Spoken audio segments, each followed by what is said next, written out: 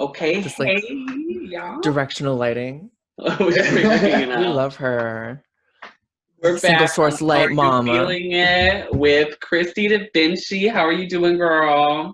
I'm doing good. I'm sorry if I interrupted your intro. Oh, no, you're good. No, we Talking were about just, this damn lady. I know, you were having your lighting stuff. We're having our audio stuff. So if this week's episode sounds kind of wonky, that is why this is our first time doing a Zoom one. So just bear with us. We're figuring it out. All right. So we were talking a little bit about how our weeks were. How was Yes. your week, girl? My week has been really, really good. I've been feeling very productive, which is why today I was kind of very lazy. I've been making a lot of costumes, doing a You lot of deserve it. sewing. Right. I finally did makeup yesterday. Well, I guess Girl, it technically this looks so morning. good. Was Yesterday to it the this morning. silver I look? literally, yeah. I would like started the makeup yesterday and like was doing it until like 2, 3, 4 a.m. Which like I don't think it took me that long. I was like watching stuff. I think You I just live in started your like at fantasy. like midnight. Well, And we then I were, edited it and stayed up and uploaded it. Like I stayed like when I uploaded it, I was still awake. I hadn't gone to bed yet. well, we were doing a deep dive while we were kind of waiting for things to happen into your TikTok, and it Oh, looks yeah. like most of your videos are at nighttime. She's just Like, like Yeah. you're a night 4 owl, aren't a.m. you? Oh I'm yeah. ready. I just have a bad sleep schedule. I have a habit of like staying up till 4 or 6 a.m. and then going to bed until like 2 p.m. and then waking up and feeling like, oh wow, the sun's already setting. Love that for me. I'm just gonna do some makeup Oh my and live my gosh, life. I could Right. never. I mean, it's See not like that? I'm like, I'm like at home now, so it's not like I have like Right, somewhere to be. I right. feel that my sleep schedule's similar. Like I'll be up till like 6 a.m., go to bed, wake up, and then we'll record our episodes at night, Right. like mostly all the time. I just feel the most productive like in the morning, like at late at night. Like that's when I feel the most like creative, and that's when I feel like the most Yeah, inspired. Not Yeah, like at like you know 10 a.m. 11 o'clock. Yeah. right. And I guess at like night, it's kind of like that sense of like it's just me. You kind of know everyone in your Yeah, surrounding is sleeping, so the it's more of a calm. comfort. Yeah, I Right. totally understand it. That's why we do our podcast at night, and so the little shit upstairs doesn't run around and create Because feedback we live in an apartment, so like the whole Right. like upstairs, we have a couple kids that live up there, and they will stomp all day all long. day long. Oh, love that. They're stomping the yard, girl. Yeah, but her I the will. They elephant. said 1, 2 step. They're Yeah. coming for your gig, girl. Better watch out. Girl, you better watch out. It is funny too, because like especially being like a nightlife kind of person, not that there's much nightlife going on right now, No, definitely but not. I'm like kind of used to staying up really late at night anyway. So I guess it's Right. just going to be my sleep schedule for the rest of my life. Love that for me also. It's 2020's killed Right. But everybody. guess what? 2020 has I probably like know. expanded your catalog and your wardrobe by being home so much and be able to be so creative. Yeah, like in the beginning, I wasn't really sewing that much, Mhm. and then I was like kind of just sitting around like waiting for something to happen, and I was like kind of sitting around like being bored and like feeling kind of depressed that I couldn't do drag. Because I mean, I literally moved to Chicago, and the week that everything got shut down was supposed to be my first booking here at Hamburger Mary's, Oh which got no. canceled. So it was kind of like, great, I just moved to this new city, and now like to do Everything this is shut thing, and now down. like everything went wrong. So then it's just kind of like, what do I do now? So then I was kind of like looking, and I was like, okay, well, what is there to do? And I was like looking around, like, and I realized I'm like, oh, because I made a TikTok account when I was still living in Lansing, and I Uh-huh. kind of posted like 2 or 3 things. I was not really taking it seriously, just because I was like, oh, like whatever. It's But TikTok. We were still trying to figure out what right, it was going Yeah. through. Yeah. right. And then I was like, let me just like try to like do this thing. Like every time I do makeup, I'll just film a cute little TikTok or whatever. And I think the first time that I went viral, I was just kind of like uploading old videos, and I uploaded a video of when I did my Freddie Mercury performance at Yes, love Spiral. Uh-huh. that. And like I woke up and it had like more views than I was getting, and I was like, what's going on? And here I am today. And then like within like a couple days, it had like 600,000 views, which is like Oh wow. insane. Yeah. Yeah, and now I get like 2.5 million views like a month, which is Wow. insane. Yeah, and Like like across all my videos. 3.2 million likes if I remember when we were scanning your Oh page yeah, Oh earlier. yeah. I'm it's like, that's insane. insane. Yeah, holy cow. It's like every couple of videos I was posting, it was getting like 100,000 views. Girl, you're Like, of so course, likable though, and your thank content you. I try is my best. is funny. No, Well, because we were watching yeah. the one with You. Nikki Doll, the makeup that you Oh yeah, did. yeah. And I like that when you did the makeup of the Rue girls, you kind of like threw in their Yeah. snatch game or like something funny that they did. Yeah. And I'm like, yes, that is so funny. I think that was my favorite part. And especially with was Nikki caught me Doll. off guard. Yeah, that was my because favorite everyone part. was telling me I looked like her. Like the first time I did Trixie, because I did Trixie just because I wanted to do Trixie's makeup again because I hadn't done it in a while. Right. And then I was like, okay, whatever. And then people started requesting me to do other ones. And I was like, okay, I'll just kind of do as many as I feel like doing or ones that I feel like I could do well. And then I did my Sasha Velour and that blew up. Loved that. And then I had everyone telling me that I looked like Nikki Doll. Right. And when I did my Sasha Velour, like Jan saw it and she followed me. Nikki Doll saw it and she followed me. Patrick Starr saw it and followed me.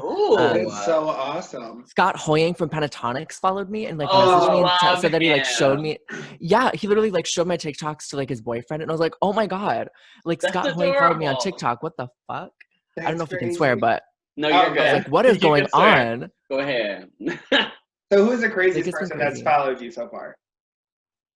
Oh god. Honestly, I feel like I would say, I mean, any of the Brew girls, because I have such like appreciation, especially for the girls that followed me. But like, I was really gagged when Patrick Starr followed me because Patrick Starr was one of the first people I started watching when I started like getting into makeup, and like made me feel like wearing makeup is okay and wearing like a lot of makeup is fun and like I can express myself with it instead of feeling like ashamed somehow or like feeling that I couldn't because there wasn't really a whole lot of male gurus at the time. There wasn't a lot of boys in the makeup industry, and Patrick was one of those ones that was like, let's just have fun and experiment, because he wasn't really, he's a very gender fluid absolutely character. Like very female presenting. Yeah, doesn't like, kind of like leaves it to the imagination, and I love that. And the drag looks that he does, even like so he takes it to that extra level. That's a cool subscribe. Absolutely. I was like, and then he sent me PR for one size afterward. Oh, wow. Oh my god. I was like, thank you so much. Because I was like, oh my god, because he followed me and I was like, oh my god, I have to message him right now. Because on TikTok, when you follow someone and they follow you back, you become friends. Yeah. So I saw like Patrick Starr is now your friend. I'm like, and I was like, oh my god, Patrick, I love your work. I like told him like everything. I was like, oh my god, like I've been watching you like right. And then he didn't respond forever for like a couple weeks, and I was like, that's fine. Patrick Starr is busy. You're busy, right? Your people will call my people. Running an empire. Yes. And then Patrick finally messaged me back and was like, oh my gosh, that is so sweet. I can't believe I'm just now seeing this. What's your address? And I was like, you coming to I was like, here it is. Yep. You throw Patrick Starr your address. Right. Because when someone with the makeup line says, what's your address? That means I'm going to send you stuff. Yes, that's perfect. And I love it. I mean, because I mentioned that I loved like his melting spray. The makeup melting mist. I'm obsessed with it. And it's really good for like cleaning up a crease before you like cut it. So it doesn't like your concealer doesn't mix with it and all that fun stuff. Yeah. And I was like, oh my gosh, it's so sweet. Like, what's your address? And then I like got it like a week or so ago. Oh, that's so cute. That's so I'm so excited. I've been wanting to try his eye pencils forever and like the eyeshadow palette. Oh man. I was gagging about Jan like liking and commenting her shit because she's hilarious. I did Jan. Oh yeah, she was my favorite. Because I did Jan's face crack look. Yep, I was like so good. So good. So I wanted to talk about a little bit about growing up and how that was for you. Going through school, being flamboyant, because you've always been just who you are, like pretty much, always. Attached. I in school I definitely went through like phases that people knew me for. Because I mean, I moved around a lot because my mom had to get different jobs because she was a single mom raising 4 kids by herself. Damn. So any job because she worked in the theater industry as a manager. So whenever she got like offered a new theater for more money, she would take it and we would move. So I've been into like a couple different states. But like growing up, obviously, you know, single mom, we were poor, poor people from the UP. And I remember growing up, like just kind of attaching myself to whatever thing I was interested in at the time. Like my first like true love was SpongeBob SquarePants. Girl, I was obsessed with SpongeBob. Cancer. You should have been. Oh my god! Yeah, it's literally SpongeBob. Everything. Like if I saw something in the store that was SpongeBob, I would freak out. Like Who's my brother would have character? to stand. SpongeBob. SpongeBob. But also Squidward. I'm very Squidward.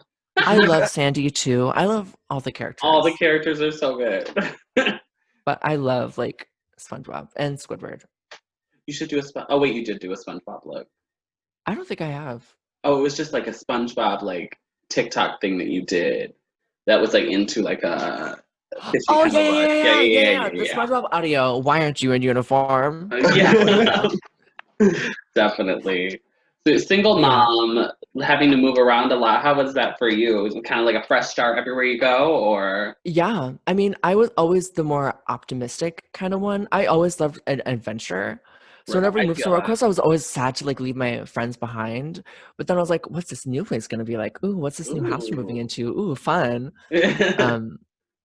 And you know, it was always really, really hard because like I would always consume media. Like I love Disney, all that stuff. And, you know, watching stuff like Disney Channel movies and like Disney Channel shows where it's like coming home to, you know, two parents and having like a bedroom that was your own and without a bunk bed and all this stuff. And like being able to like have your parents and like have your parent be able to like come to like school functions and like see you in like choir concerts. I never had that because my mom was always working.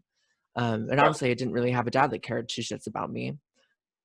So it was kind of just like finding the happiness anywhere I could. Because I struggled with depression a long time. And I feel like I'm just now finally starting to get better.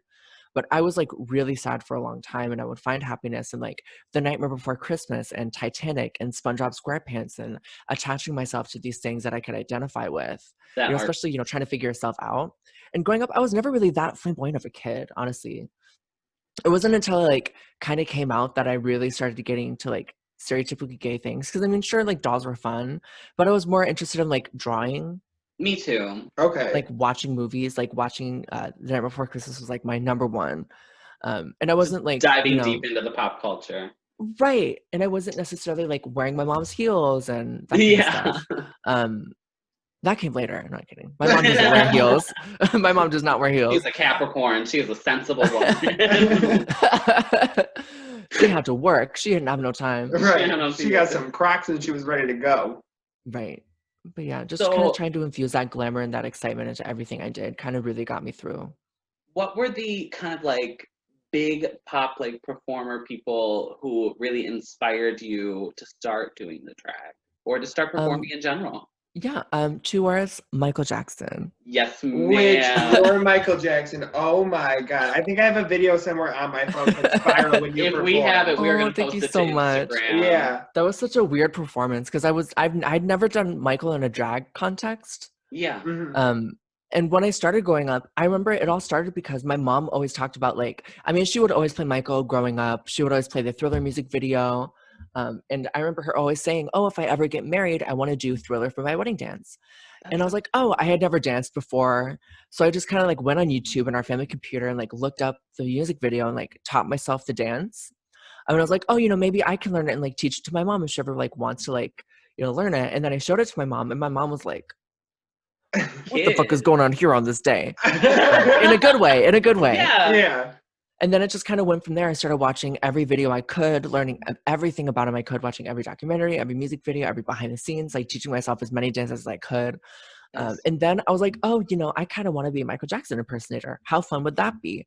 Because I'd been looking at Michael Jackson impersonator videos. And at the time, when you were doing all this? 10 and 11. Oh my God. Wow. Yeah. Already knew you wanted to be a Michael Jackson impersonator, a performer at 10, 11 years old. That is amazing. Yes. And at the same time, I was kind of like dabbling into like music production because I was like watching like Michael Jackson, like listening to the music. And Michael Jackson taught me how to listen to music because the way Michael wrote his songs and the way that he thought about music and composed things, it was all in his head. He composed entire songs in his head and like had every line. And that's something that I really latched onto when I would listen to music from then on, really. Oop, my charger just fell. When I listened to music from then on, I would listen to every line of the instrumentation and like break it down in my mind. And I was like, there has to be something for me to do with this. I can't just be like memorizing the drum beats and like the bass lines and everything for no reason. Right. So I like on my little cheap little laptop that I had, I downloaded a legal version of FL Studio. Yeah, that's pretty loop. I have since bought it, so don't come for me. But I would like remake. Right? I would like remake his instrumentals for like the Oh, that's songs, fun. and like that got me into like music production, into music in that way, and like singing and stuff. But as far as performing, I remember like finally like looking like Michael Jackson makeup tutorials, and then I found like different makeup videos and, you know, boy to girl transformations, and then I found Oh, drag, and then I found Drag yeah. Race. So that's really what led me, because Michael gave me the love of performing and kind of led me down that path, It was kind of in your Right. and like like path, in falling in your love with like costumes. journey. Yeah, and like falling in love with costumes and makeup and performance and like the whole like everything about it. Right. Because I had always been an artist. I'd been drawing since I was 18 months old. Right. So when did you learn, or when did you realize that you could do these impressions with your voice? Because Oh, yeah. I'm Honestly, that didn't sorry. really come until a lot later. Because Really? I would try to, I would sing and like try to sound like Michael, but I didn't really try to sound like anyone else until honestly recently. Wow. Oh, Like Girl, you're maybe like a so year or good at two it. ago. You got an Thank ear for you. that. Because me and my boyfriend, like I would do like funny, like I would do like my funny Cher impression. I would do my, because I always loved like doing Britney Spears' voice, and I started doing it right. around him, like to make him laugh.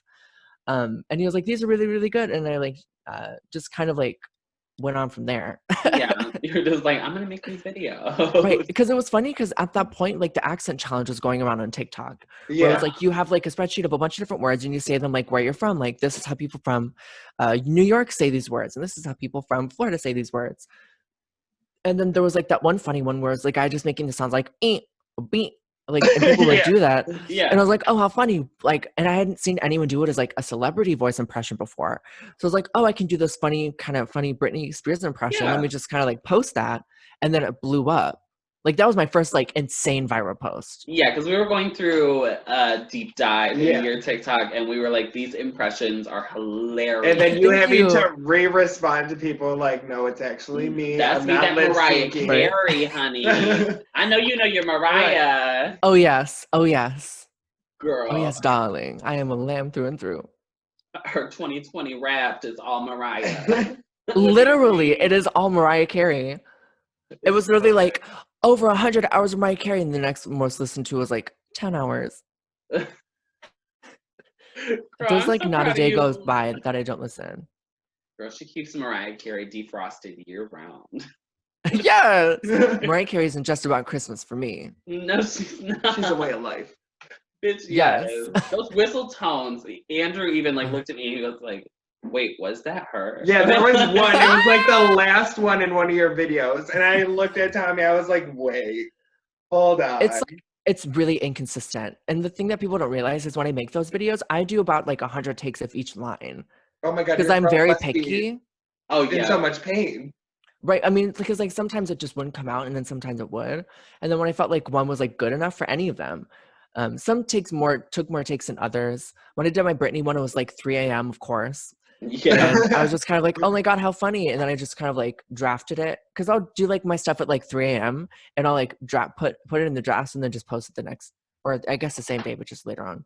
Right. Yeah, I feel like, girl. I could get so confused because I'll be up so late. And I was like, Right, it's and you the can't next post day. at 3 a.m. because no one will see it. No. Well, you and gotta that's get those our good peak problem, times. because like we make it and then I just want to post right away. So we're always posting Yeah, at that's like really 2, hard. 3 in the morning, and I'm like, I can't Oh, even yeah. like keep a Christmas present held. For Right? 2 Oh, days. yeah, I the just want to worst. tell you what it is. So it's the same with the That's something I podcast. had to I'm like, learn. so, yeah, I need to train myself somehow. Yeah, I had to train myself too, because especially when you're like, ooh, this look is sickening. I want to post it right now. Yeah. But I'm like, no, I have to wait. Be And there was patient one with point where I had like a yourself. couple looks that I was waiting to post, because I like to post stuff in a specific order. And for a while I was doing like my sets of 3, which I just posted another sets of 3, but then I got into like single post and all that fun stuff. But I was like, oh, I want to post this right now. But like, no, it's 3 a.m. If you post it, no one's going to see No it, and one's it'll gonna flop. see it. See, your knowledge of this Social media. just Yeah. astounds me, because it's just self-taught, right? Yeah. That's so And like insane watching to me. videos and kind of just like being on social media, kind of learn. Yeah. And it's really important, especially if you want to be on social media and you really want to do it. You have to learn the algorithms.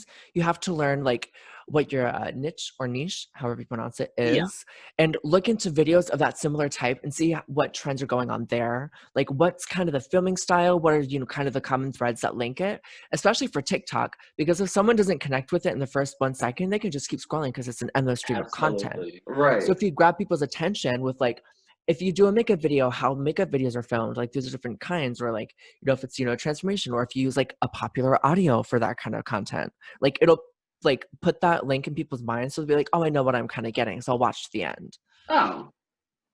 See, like you're Gen Z, right? I think so. Yeah. I was born in 2000. Yeah. Okay. So as a millennial, it just astounds me how your generation is just so savvy with this, even though like we grew up with technology being built, where your generation technology was already there. So, like I've never lived in a world without SpongeBob. So she can utilize that. She was clearly because I was obsessed with it. About the reels on Instagram, because we recently started uploading our snippets of our podcast to the reels on Instagram, and it's been kind of like popping off a little bit there. Yeah. So. And I get consistently, like if I post, because TikTok is a little bit less consistent, I can post a video and get 100,000 views, and then post a video and get like 7,000. But when I post to Instagram, the way I grew my Instagram following, honestly, I think it's from my reels. Because I started just posting my TikToks that I already knew had blown up on TikTok and just posting them on Instagram. Recycle. Like, this worked here. Right, because people there hadn't seen it. Yeah. Right. Just a little hashtag TikTok saw it first. Right. And Instagram rewards you if you use all the features that they give you. Like if you do stories, if you do reels, if you do IGTV, if you post, all that stuff, the more you do of that, the better your chances are of being seen. Not just because, you're posting more content, but they reward you in the algorithm for taking advantage of the tools that they give you or that they want to promote, especially for reels, because it's their brand new feature. What do you think about Twitter's fleets? I mean, I'm fine. I feel and kind what do you of think indifferent, of the name? But I think it's really funny. Yeah. Like but that's just like a gay kind of thing. Yeah. Like, you kind of like, oh, fleet enema. I think but like I feel like we don't really need it, and I get annoyed when I try to look at someone's profile picture and it's like doesn't tap forever, and then it's like, do you want to see their fleets? No, I'm trying to look at what they look like, Mama. I'm trying to learn. Right. We stalking. We stalking. Yeah. No, I don't know. When they said fleets, I was like, what the fuck? What? I know. I'm like, not everyone needs stories. Okay. No. Granted, I never use Snapchat. Yeah. I don't know. I don't think I've ever really posted on Instagram stories on my like personal page ever. I post a lot on Instagram stories just because I love feel Instagram like stories. A lot more people will just like scroll through that more than they will like see it on your page. They're like, oh, that's what they got going on. And it's a great tool to cross promote. If you post on your story, like after you post like a picture, you can be like, a new post, so that people like click on the link. Yeah. Or you can be like, oh, while you're getting increased views, like a page clicks and things, if people scroll past your Instagram photo and they see that you have stories, they'll click on that. Right. Well, again, using all the tools that they give you. Yeah. And I think my number one app is Twitter. And so I love Twitter. I don't really post on it as much, but I always am scrolling on Twitter. I always scrolling. I love interacting. I don't know. I don't even care if anyone likes it or I just love joining different conversations on there. And it's so unfiltered. And I know a lot of people hate it for like how hateful it can be, but I go there for the tea. My timeline is great. Right. I just surround yourself with who you want to see. Exactly. If you don't like it, don't follow it, Mama. Right. I want to get back to your like start in drag, where what was your first time in drag like? So like was it a show? Was it just it was Jackson Pride. That was my first time in drag. That was your first I'm so glad we can get to that. Do you want to talk about the real tea about that? Sure, we can talk about it.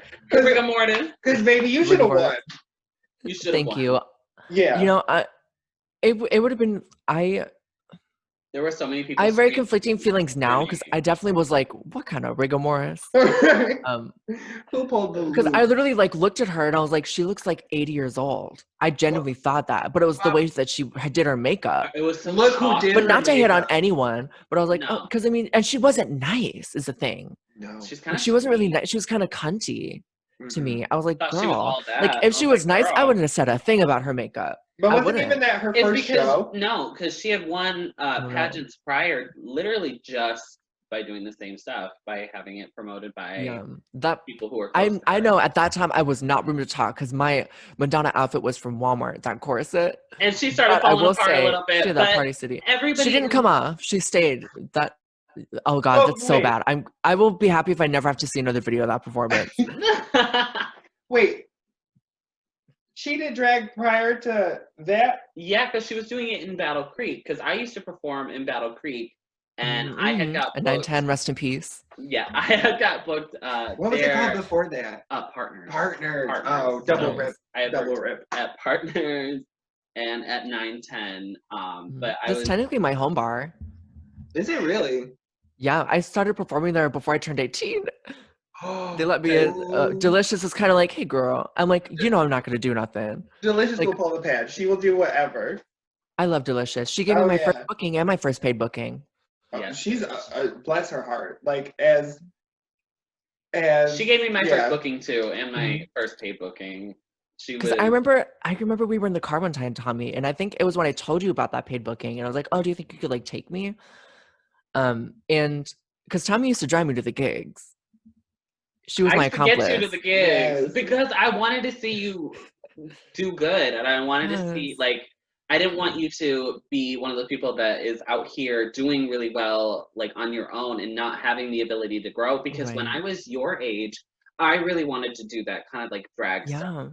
Because before I turned 18, I wanted it more than anything. And they let me do Jackson Pride. Technically, I wasn't even supposed to do Jackson Pride because I wasn't 18. No. Oh, wow. But I had already signed up. But it's like, it's a pride pageant during the day. Yeah, right, like, family friendly. Like, Mama, I was doing Express Yourself by Madonna, girl. I never really got the experience to, like, go out because I never had anybody, like, older than me or somebody who was, like, in the drag community to kind of, like, bring me out. So with you, like, wanting me to, like, take you to these shows, or I was so willing because I'm like, yes, bitch, like, you're good. I want to see you succeed. Thank you. And at that time, I was not, but remember my first show doing, like, I did, what was it, Physical by Olivia Newton-John, in that cut up I Heart Michigan neon sweater. To 3 people, maybe even 2. 2 of them that weren't paying attention, having a conversation with each other. I'm just out here, a proud mom, like on Mean Girls, just. Oh my God, literally, you have, like, what was it? Like, it was either my iPhone 5 or my iPod Touch. I had something. You filming me at the gigs, awful lighting, 3 pixels. 3 of them. That's on a good day. Oh my God. It was so much fun though. Like, but I'm so thankful. Yeah. Like, that was really connection. Like, I remember feeling my fantasy. I had scammed a sugar daddy into buying me a Modern Renaissance palette. And I was wearing those 3 shades. Mama, I was on Grindr at 17. I was like, let's pull the badge. Let's pull the badge. She said sugar daddy. And this old man who was a Trump supporter. Oh God. I know. He was like this, like, supportive, like, supposedly, like, rich guy or whatever. And we never did anything, thank God. But did you get what you needed though? I did. I mean, he was like, took me out one time, was like, oh, I got a little whatever. But oh God, what was I saying? Oh yes, he was like, took me out on the town one time. I was like, you have $100, and I was like, let's go to Ulta, because at the time Sephora wasn't even open yet. Yeah, right. And I, like, walked in and I was like, because I'd wanted the Modern Renaissance, because at that time everyone wanted the Modern Renaissance. It was like the new girl on the block. Right. And I was like, I want this. And he bought me the Modern Renaissance palette, and I used that my, like, entire, like, first time in drags. Girl, you did that. I was taking it to 910, doing no cut crease. I was doing the Miss Fame moment. I thought I was Miss Fame. I was like, oh, I'm the only one. The only one. The one, the only. The only one with my iPhone 5S. I said, this is my iPhone 5S. This is my Modern Renaissance palette, and I'm an artist. I'm an artist, and this is my Modern Renaissance palette. Do you want to talk a little bit about Drag Race Season 13 before we get off here? Oh my God, yes. Okay, first impression off the gate. Who's your favorite from the Meet the Queens? One word, Gottmik. Yes! I'm really so excited. Love Gottmik. I've been such a fan of him for so long. I love that there's actual trans representation on Drag Race. Like, a trans person is on Drag Race, not coming in and then transitioning. Yeah. This is a trans man doing drag on Drag Race. This is big shit. Yes. I'm super excited. It was time, honestly. Oh, absolutely. It was time. I mean, it's been time, but yeah, we eventually got there, and I'm super excited to see what they have to bring. And Olivia Lux was my standout from the Meet the Queen, and Candy Muse. I love that. I'm excited to see what Candy Muse said, because I've unfortunately looked at some of the spoilers, not everything, but it just like really early stuff. Like Lucas, so I wasn't really surprised by a whole lot of them. Mm. But I mean, not that I watch any spoilers. No. But if I were and I had done that, because I had seen, I'm like, because Candy Muse, it's because the House of Aja is kind of very wild card. Oh yeah, because Aja did so well, and then Dahlia went home first, but still loved Dahlia. Yeah, and then Candy Muse kind of like coming in like really don't know what to expect. No, I hate to compare queens, but she does give me that Vanessa Vanjie vibe. Very that. And so I think she might stay around a little longer just because they let Vanessa go so early. They want to keep that great TV around. Right. I think she's definitely going to be the good TV one. She's going to have some of the cute confessionals. Yeah. I can't wait to see who the narrator of the season is going to be. Yeah. I feel like it's, if I had to say, I feel like I could probably bet my money on Candy Muse. Probably.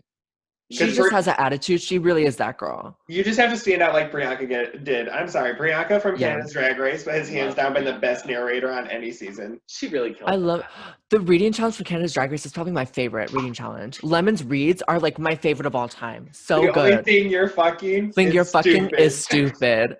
I lost my mind when I heard that. I'm like, how dare you? No, thank you for doing that. That's all I'm saying is that lives rent free in my mind for the rest of my life. I know. The reading challenges really haven't, I mean, we didn't really get a reading challenge until the finale last season. Yeah. So I'm excited for a real reading challenge. I'm excited and the vibe of season 13 feels different. It's not edited. And I'm sure, like, you know, it's because nobody's disqualified and we're getting a true season. Just the vibe of the visuals and everything, it feels different. Like the camera quality seems different, but I think it's because of just the situation. I think it's still going to be just as good, but I'm interested to see like how it's different. I mean, do you know what the first episode is? I saw a rumor that it's a tournament style lip sync that we could see every girl. Oh yeah, I did see that. Yes. So I'm excited for that because I hate not seeing these girls lip sync. I want to see what they have to offer. I know. I'm so literally lip syncs and runway are my favorite part of Drag Race. Absolutely. But here's to be able to see everyone from the first part and then like what can you offer in this lip sync? Right. And then they get split into winners and losers for the next episodes, and they get their split premiere. Ooh. Oh. That's okay. Because I was like, what if RuPaul wanted to pull the patch and say the 6 losers go home and we just have a 6-girl season? Bitch, he wouldn't do that. Because there would be no way, because they want to get as many episodes as they can to make their money. They said we need airtime, we need another. I mean, All-Star 6 is right around the corner. Right? I'm so excited for an all-winners season. There's been a lot of speculation, and I don't know how I feel either way. I want an international all-star first. But yeah. Oh yeah, international all-star. Yeah, before you do because I'm so mad that Lemon wasn't in the top 4. Period. She was so wrong. Period. She was. Yeah, so good. I was like, she was my favorite on that season. I wanted her to win. Oh, I was not just because she loves yellow hair, and I also love yellow. But why don't you do her look next? Oh my god, that's true. Everyone like wants me to do everyone now. I'm like, right. And it's funny because for like at the end, it was like everyone's like, "Why don't you do your own makeup?" I'm like, "Bitch, I've been doing this for how many years? Just look at my own pictures, Nobody's looking at it, so girl, do your makeup. Do your own makeup." I'm like, I have been. This is like for Halloween that I did this. That was Aiden Zane's fake account. I love Aiden. I know. Didn't you do an outfit for Aiden? Yeah. Yes, I did. I did her. It was supposed to be her reunion look.